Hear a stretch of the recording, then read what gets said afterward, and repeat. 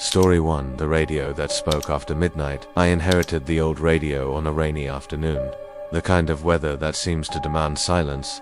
My grandfather had passed away 2 weeks prior, leaving behind a collection of odds and ends that no one else in the family wanted. Among his things was the Antica massive wooden box with brass dials, chipped veneer, and a faint smell of dust and oil. My mother told me he used to sit for hours beside it, tuning stations long after the world had switched to television.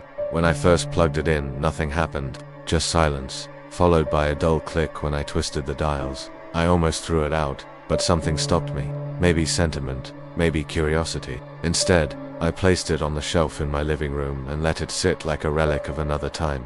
The first time it spoke, it was just after midnight. I'd been dozing on the couch, the soft hum of the fridge in the kitchen my only company. Then static, a low crackle that made my eyes snap open. The radio's dial glowed faintly, even though I hadn't touched it in days. "Hello, can you hear me?" The voice was faint, warped by static. I sat frozen, the hair on my arms rising. At first I thought it was picking up some distant station, but the voice didn't sound like a broadcast. It sounded like someone talking directly into the room.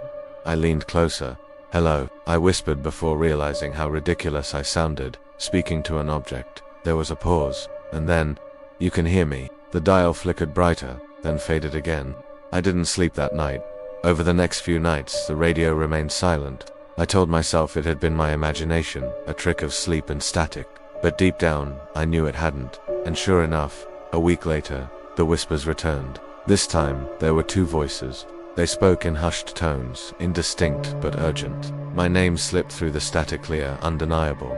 My skin went cold. I unplugged the radio immediately. The following morning, it was back on. The cord lay loose on the floor, yet the dial glowed faintly. I refused to go near it all day, but as night fell, curiosity won. I sat across from it, notebook in hand, as though I were a scientist recording an experiment. "What do you want?" I asked. The static swelled, then broke apart into words, to warn. "Danger, danger." My voice shook. "What danger?" "The road, car, accident."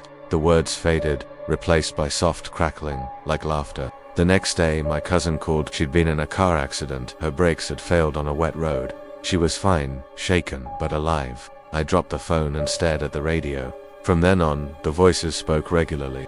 Sometimes they mumbled nonsense, other times they whispered warnings. I tried not to listen, but when they predicted a neighbor's house fire days before it happened, I couldn't ignore it anymore. Then the messages grew darker. One night, the voice wasn't whispering, it was shouting. The words came through like a chorus of broken glass. Join us, now." I backed away from the radio, heart pounding. "No, leave me alone." The dial pulsed, glowing brighter, and a wave of static roared through the room. For a moment, I could swear I saw shadows stretching across the walls, reaching for me. I threw a blanket over the radio, muffling the sound, but the static still seeped through. I decided to destroy it. Grabbing a hammer from the toolbox, I brought it down hard. What splintered brass dented but the static continued, as though the sound came from the air itself. I hit it again and again until my arms ached. Finally, I stopped. The radio sat there, battered but intact, the dial glowing faintly beneath the cracks. Exhausted, I dragged it into the attic. I shoved it into a corner beneath old boxes and shut the door. For weeks, I heard nothing. I convinced myself it was over, that the voices were trapped in that dusty room, silenced at last. But last night, as I was drifting to sleep, the faintest crackle drifted down the hallway. At first I thought it was the house settling. Then came the whisper, soft, familiar, curling against my ear. "We still hear you." I bolted upright, heart hammering. The attic door was closed, but the sound grew louder, as if the voices were no longer confined to the radio. This morning I checked the attic. The boxes had been moved, scattered across the floor. The radio sat in the middle, dial glowing brighter than ever. I haven't touched it, I don't dare. But even now, as I write this, I can hear the faint crackle of static behind me. The voices are patient. They whisper my name with a certainty that chills me to the bone. It's only a matter of time before they want more than just a listener. Story 2. The phantom tenant. When Laura and I found the apartment, it felt too good to be true. A spacious two-bedroom, hardwood floors, tall windows, and a balcony that looked out over the old city square, all for half the price of anything else we'd seen. The landlord was eager, almost too eager, handing us the keys before we'd even signed the lease. "I like to keep tenants happy," he said with a smile that didn't reach his eyes. And this place, well, it's better when someone lives in it. We laughed, assuming he meant it shouldn't sit empty. But that phrase would gnaw at me later. The first few weeks were blissful. We unpacked, decorated, and made the place ours. The apartment had character-arched doorways, creaky floorboards, a clawfoot tub, but it also had quirks. Doors that swung open on their own, lights flickering without reason, a cold draft that lingered in the hallway no matter how many times we sealed the windows. At first we shrugged it off. Old buildings breathe, I told myself. Then the noises began. Late at night, as we lay in bed, I would hear footsteps pacing above us. Slow, deliberate steps, crossing from one end of the ceiling to the other. The problem was, we were on the top floor. There was no one above us. One night, unable to sleep, I climbed into the attic hatch. The space was empty, dusty beams stretching into darkness. Yet, as I crouched there, I swore I felt the faint tremor of footsteps beneath my palms, as though someone walked inches from where I knelt. I told Laura. She forced a laugh, but her eyes betrayed unease. Maybe it's just the pipes. But pipes don't leave claw marks. It was Laura who found them first. On the inside of the hallway closet door, long jagged scratches etched deep into the wood, as if someone had clawed to get out. She showed me in silence, her hand trembling. Neither of us said the obvious, that the marks were fresh. 2 nights later, we discovered the diary. We had been rearranging the living room when one of the floorboards lifted loose.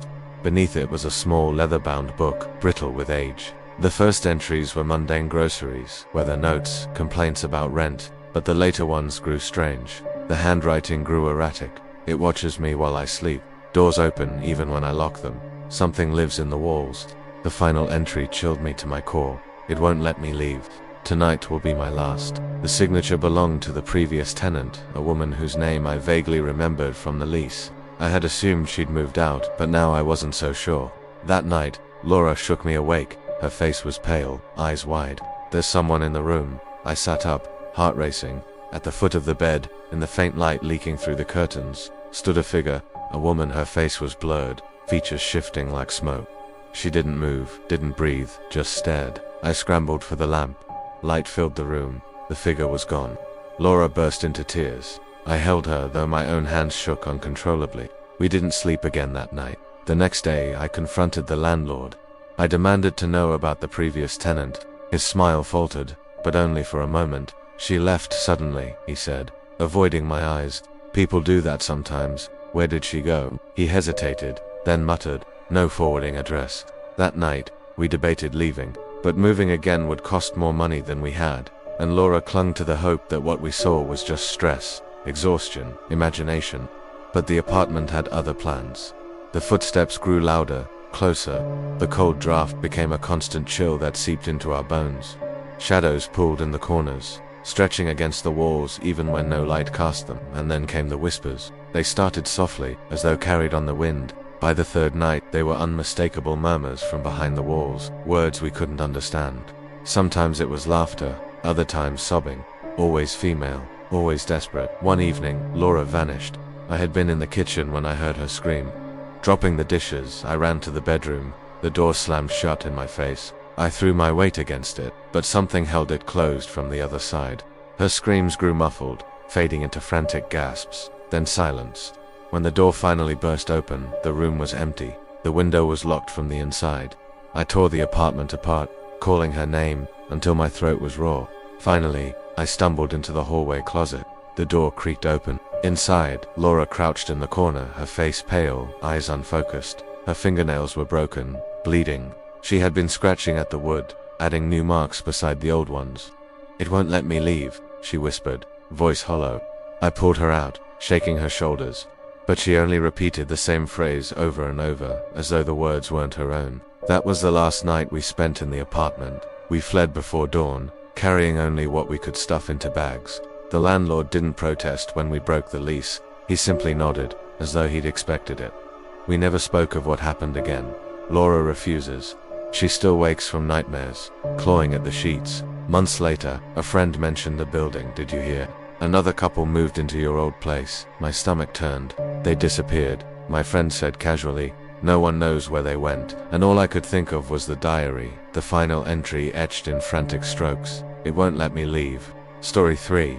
The Ghost on Route 66. I've been a trucker for nearly 20 years, long enough to see more of America's roads than I ever cared to. Highways become rivers, endless and monotonous, carrying you from one state to another until you forget what town you're in or what day it is. Out there, the world feels emptier than you'd imagine, just you, your rig, and the hum of tires on asphalt. But the road isn't always empty. Every driver has their stories. Phantom headlights, strange hitchhikers, voices on the CB that don't belong to anyone. Most are urban legends, told over late-night coffee at roadside diners. But one night, on Route 66, I found out some legends breathe. It was past midnight when I saw her. A young woman stood by the shoulder of the road, lit by the sickly glow of my headlights. She wore a pale dress that clung to her in the wind, her hair falling in dark strands across her face. She didn't wave, didn't step forward, just stood there, staring at the oncoming traffic that wasn't there. I slowed instinctively. Something about leaving her out there alone gnawed at me. Against better judgment, I pulled over and leaned across the passenger seat. "You need a ride?" I called out. She nodded once, almost mechanically, and climbed into the cab. The air grew cold when she shut the door, and the faint smell of rain and dirt followed her. "Where you headed?" I asked. "Home," she whispered. Her voice was soft, almost musical, though it seemed to come from far away. I glanced at her. She looked real enough young, maybe early 20s, though her skin seemed pale in a way that wasn't just the light. She gave me the name of a town about 30 miles ahead. We drove in silence. Now, I've picked up hitchhikers before. They usually fill the cab with chatter, thankful for the ride, sometimes too thankful, but this girl, she barely moved, hands folded neatly in her lap, eyes fixed on the dark road. After 10 minutes I tried conversation. "You from that town?" A pause. Then, "Yes, you got family there?" No answer, just the hum of the engine. I let it go, focusing on the road, but something felt wrong. Every time I glanced at her, she seemed thinner, fainter, as though the seatbelt strained against nothing. Then, without warning, she spoke again. "Do you believe in ghosts?" Her voice was louder this time, sharp enough to cut through my chest. I swallowed. "Can't say I do, but I've heard the stories." She turned to look at me. For the first time, I saw her face clearly. Her eyes were dark hollows, her skin cracked like old porcelain. Before I could react, she vanished. One moment she was sitting beside me, the next, the seat was empty, the belt still buckled. My rig swerved as I cursed, slamming the brakes. Tires screamed against asphalt, and the whole cab rattled. When the truck finally stopped, I was alone. I sat there, gasping, staring at the empty passenger seat. My hands shook on the wheel. I told myself I'd imagined it, that fatigue had conjured her out of shadows and loneliness. But when I stepped outside, the gravel shoulder held footprints bare, delicate, leading toward the dark fields. I didn't sleep that night. The next day, I stopped in the town she had mentioned. At the diner, I asked the waitress if she knew of a girl who fit the description. She froze, the coffee pot trembling in her hand. "You saw her," she whispered. I frowned. "Saw who?" The waitress leaned closer, her voice low. "That girl's been gone 30 years. Died in a car crash on Route 66. Folks around here say she still tries to get home." A chill spread down my spine. I pushed further. "What was her name?" The waitress pointed toward a framed memorial on the wall. A smiling young woman stared back at me from a faded photograph. The same face I'd seen in my cab. That was supposed to be the end of it. I told myself I'd leave the memory behind, another ghost story for the road. But it didn't end there. A month later, I was back on the same route, midnight, empty stretch of asphalt, and there she was again. Same pale dress, same hollow stare, waiting. This time, I didn't stop. I pressed my foot to the accelerator, watching her figure shrink in the mirror. But as the miles stretched on, I realized my cab wasn't empty. The smell of rain filled the air, and when I glanced at the passenger seat, she was already there, hands folded, eyes fixed forward, seatbelt neatly buckled. "Home," she whispered again. I drove until dawn, too terrified to stop, too afraid to speak. When the sun finally broke the horizon, she was gone, but I know she'll be back. They say the road never ends, that it loops through time, carrying echoes of the dead along with the living. And out there, on Route 66, a young woman still waits for a ride home she never reached. Story 4, The Shadow in the Hospital. Hospitals have a different kind of silence at night. It isn't Pesit's a heavy, suffocating stillness, broken only by the occasional beep of a monitor or the squeak of a gurney wheel. I'd been working as a night shift nurse for 5 years, and I thought I'd grown used to it. But there are things you never get used to. We called it the hour of death, around 3 a.m., when patients seemed to slip away more often than at any other time. Doctors called it coincidence. Nurses whispered otherwise. That's when I first noticed the shadow. It began with Mr. Alvarez, a kind old man in room 204. He was stable, recovering from surgery. Nothing suggested he wouldn't make it. I was making my rounds when I saw a shape standing at the foot of his bed. At first, I thought it was another nurse, silhouetted by the dim hallway light, but it wasn't shaped like anyone I knew. Too tall, too thin, its edges blurred as though smoke clung to it. I blinked, and it was gone. 10 minutes later, Mr. Alvarez flatlined. I didn't connect the two at first. Death is part of the job. But a week later, I saw it again, room 217 this time. A woman with pneumonia, improving steadily. I entered the room, checked her for, and when I turned, the shadow stood by the door. This time, I froze, my heart hammered, sweat beading my palms. The figure didn't move, didn't breathe. It simply loomed, a darkness darker than the dark around it. When I blinked again, the doorway was empty. She died that night. I didn't tell anyone. Nurses talk, and rumors spread like wildfire, but no one wants to be labeled unstable. I convinced myself it was stress, lack of sleep, but the sightings kept coming. Each time, the same pattern. The shadow appeared, and the patient died within hours. I began dreading my rounds. I'd linger outside rooms, praying not to see it. When I did, my stomach twisted with helpless dread. There was nothing I could do. Medicine failed, machines failed, death came, and the shadow always preceded it. Then came the night it noticed me. It was late October, the halls colder than usual, the air thick with disinfectant and silence. I was charting vitals at the nurse's station when the lights flickered. That wasn't unusual, the building was old, but when I glanced down the hall, my blood froze. The shadow stood there, not in a room, not by a patient's bed, in the hallway facing me. It didn't move, yet I felt its attention like a weight pressing against my chest. The temperature dropped. My breath fogged. The monitor at the station crackled with static, as if picking up interference. I turned away, pretending not to see it, but dread burned in my gut. Minutes later, when I looked back, the hall was empty. I couldn't shake the feeling it was waiting. That night, I dreamt of it. I was lying in my own hospital bed, the shadow at my side.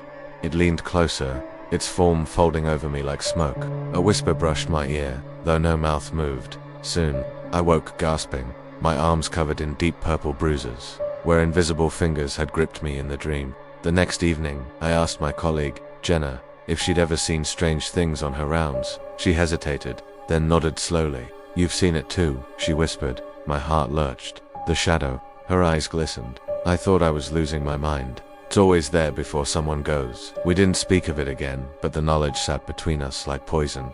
Weeks passed, more patients, more shadows. Sometimes I saw it lingering outside a door before anyone knew the patient was deteriorating. It was like watching a storm gather while everyone else stood in sunshine. And always, it watched me. The final straw came with a boy named Tyler. He was 12, recovering from a broken leg, healthy, smiling, full of jokes for the nurses. There was no reason to think he wouldn't go home. But that night, as I checked on him, I saw it. The shadow stood behind his bed, taller than ever, its form spilling upward until it seemed to brush the ceiling. My knees nearly gave out. "No," I whispered, "not him." For the first time, the figure moved. It tilted its head toward me, as though acknowledging my defiance. The room grew colder, and Tyler stirred in his sleep, murmuring, I begged under my breath, words tumbling without thought. "Please, not this one. Take me instead." The shadow leaned forward. Its presence engulfed me, drowning the room in darkness. My heart pounded, every instinct screaming to run, but I couldn't move. And then, just as suddenly it was gone, Tyler woke the next morning smiling, alive and well. But when I looked at my reflection in the bathroom mirror, my skin was pale, my eyes hollow. My shoulders weighed with exhaustion I couldn't explain. That night, the shadow appeared at the end of my bed at home. It didn't need to whisper. I knew the bargain I'd made. Now, every night at 3 a.m. I wake to find the shadow in my room, closer each time. Last night, it stood beside me, its presence so heavy I could barely breathe. I know what it wants. Soon, someone will find me in my bed, lifeless, the bruises blooming again on my arms. And somewhere in the hospital, Tyler will laugh and play, never knowing what lingered at his bedside. The shadow doesn't just take patience anymore, it takes what it's promised. And I promised myself. Story 5. The house on Hollow Creek Road. We thought moving into the country would save us. City life had drained us dry, sirens at night, rent that bled us monthly, neighbors we never knew. So when we found the old house on Hollow Creek Road, it felt like an answer to a prayer. 2 stories tall, wide porch, acres of green fields. The paint was peeling, the shutters crooked, but it had bones. Good bones, as the realtor said. It's been empty a long time, she admitted as we signed the papers. But houses like this just need a family again. We wanted to believe her. The first days were beautiful. Our kids, Emma and Daniel, ran wild in the yard, laughing in a way they never had in the city. My wife, Sarah, filled the kitchen with the smell of bread, her voice soft with happiness. At night, the countryside was still, a silence we could sink into, but the house had secrets. The first night, Emma woke screaming. She said a man had been standing in her room, whispering. We checked every corner, every closet, every lock, nothing. We told her it was a nightmare, but Daniel saw him next. I don't like the basement, he told me one morning. The man's down there, he's waiting. The basement was a cold, damp space with stone walls and rusted shelves. Empty, except for a single chair in the center. We joked about it, the haunted chair, but a pit grew in my stomach every time I looked at it. Strange things piled up quickly. Footsteps echoed across the upstairs hall at night. Doors creaked open even after we locked them. A sour smell lingered in the air, strongest near the basement door. Then came the whispers. At first, faint, a soft murmur drifting through the vents, words we couldn't catch. But over time, the voices grew louder, sometimes angry, sometimes pleading, always human, always wrong. One night, as Sarah folded laundry, she froze. "Do you hear that?" she whispered. I listened. The voices rose, distinct now, multiple tones, overlapping. They weren't coming from the vents, they were coming from the walls. I tore into the house's history. At the county library, I found old newspaper clippings. 40 years ago, a man had lived here with his family. One winter, neighbors heard screams. By the time police arrived, the family was dead. Murder-suicide, they said. The man's name was Henry Wallace. He'd strangled his wife, drowned his 2 children, then hanged himself in the basement. My stomach turned. I hadn't told Sarah yet, but I think she already knew. The house wanted us to know. It was Emma who suffered most. She began sleepwalking, her small frame drifting silently through the halls at night. We'd wake to find her standing at the top of the stairs, eyes blank. Once, I caught her at the basement door, fingers wrapped around the knob, whispering to someone on the other side. I pulled her back, shaking, but she resisted, with strength no child should have. "He wants me to come downstairs," she murmured. "He says the house is mine now." That was when Sarah broke. She wanted to leave, no matter the cost. But I was stubborn. We'd sunk everything into this house. I told myself it was just stress, kids acting out, old wood groaning, until the storm. Thunder cracked through the night, rattling the windows. The power flickered and died. We lit candles, huddled together in the living room. The kids were restless, whispering to each other, their eyes fixed on the darkened hallway. Then Emma vanished. One moment she was beside us, the next the hallway echoed with her footsteps.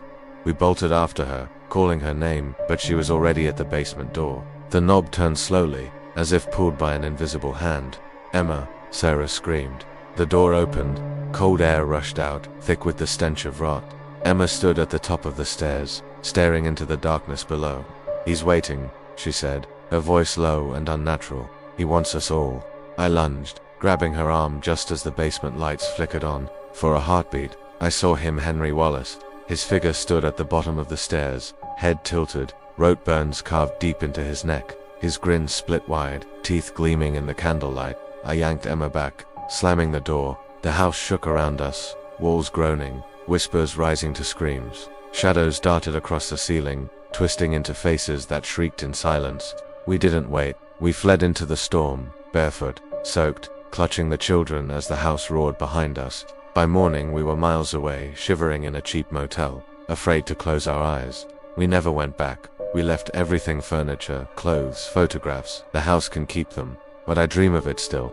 Sometimes I see Emma standing at the foot of our motel bed, whispering in her sleep. Other times I hear the creak of that basement chair rocking slowly in the dark, and in every dream I hear Henry's voice, calm and patient. "This house is yours. You'll come back. You always come back."